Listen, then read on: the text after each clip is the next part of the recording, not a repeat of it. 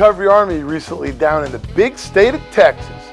I got a chance to sit down with Nick Wahrer, his beautiful wife, and hear their story. And that man taught me so much about AA, the founding of AA, and really enlightening, insightful, and then his story as a veteran, a hero of this country. On the road to recovery from the great state of Texas with Nick Wahrer. Hi, my name is Nick Wahrer, and my sobriety date is December 10th, 1974.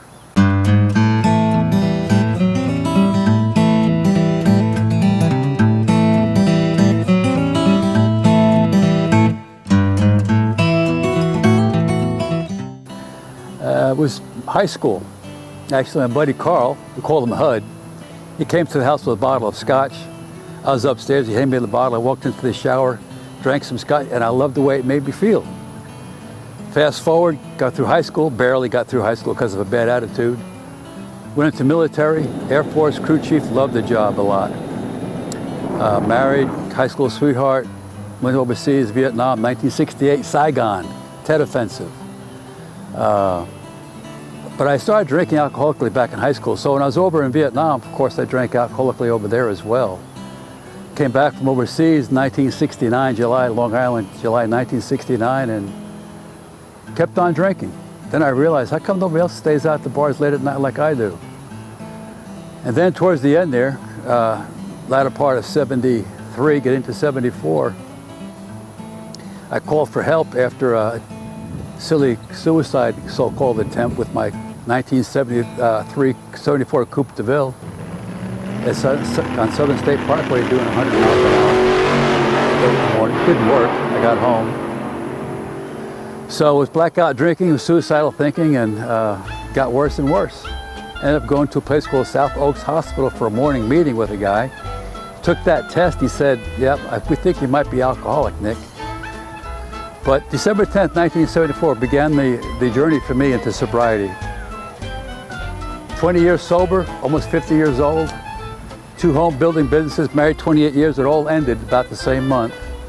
And that's when Jesus Christ came in. Well, he's always there, but that's when I really was broken enough to accept and receive the true higher power, Jesus Christ, the one that Bill Wilson and Dr. Bob talks about in the AA literature.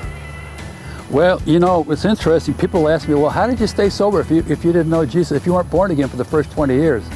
And that's the beautiful part about Alcoholics Anonymous. It gives you a way of escape.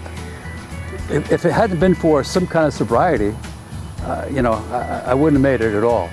So it absolutely saved my life. I'm glad that they didn't talk about Jesus Christ when you walked in the door, because I would have walked out the door. I wouldn't have stayed there. And that's probably true for an awful lot of us, because many of us, well, most of us, they go there, have a very bad impression or wrong impression of who God really is. He's a punishing God, he's not real, or this thing about hell and all that's a bunch of fairy tale stuff, and don't try to cram it down my throat. Maybe I had a bad experience with a priest or a pastor somewhere, or with the parents. The guys I got sober with were a bunch of longshoremen from Brooklyn, New York City cops, and it was a pretty rough group, but they had great sobriety. And they don't cram nothing down your throat except if you want to stay sober, you know, here's what you got to do. And if you want to stay long term, you will develop this relationship with God, but we don't force it on anybody. But God's patient. He's very patient. It took me 20 years of sobriety before I really surrendered. But that's after I lost everything too, you know. But then I found everything in Jesus Christ, and then he led me to a woman who loves the Lord, who's my prayer partner today. Billy, come on over and say hi. Hi, my name is Billy, and my sobriety date is April 18th, 93, and for that I'm truly grateful. I had my first drink at age 15, and then it was off to the races from there. I married at a young age, and it was party time for a lot of years. Over the years, it progressively got worse. You know, it talks about progression, and it did. I never knew there was a problem until bad things started happening as a result of alcohol and drugs.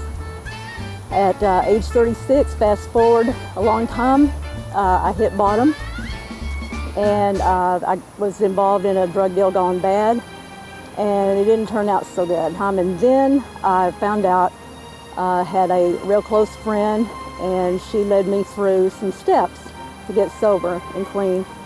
And then I met this person, and she had a Bible study out of her home. We were studying a book, and it was talking about God's love.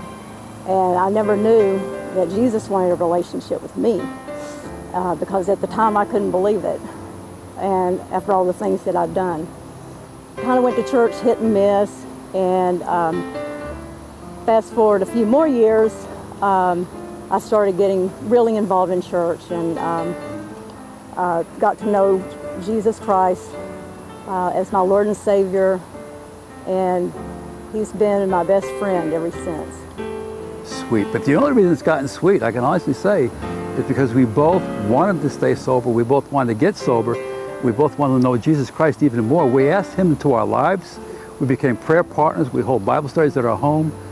And God blessed us with a ministry where we've helped lots of, I mean, in AA, hundreds of guys. I mean, it's just, God, it's amazing. And God is so patient with us, so loving with us. And He'll put people into your lives to build your sobriety, to bring comfort, to bring life, to bring joy into your life. Sober is not a boring situation at all. Life turns out to be a true adventure.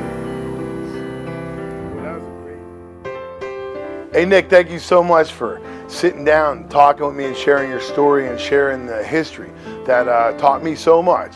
I appreciate learning. I appreciate meeting people and making new friends. On the road to recovery from the great state of Texas, I'm Michael DeLeon, and we will see you on the next episode.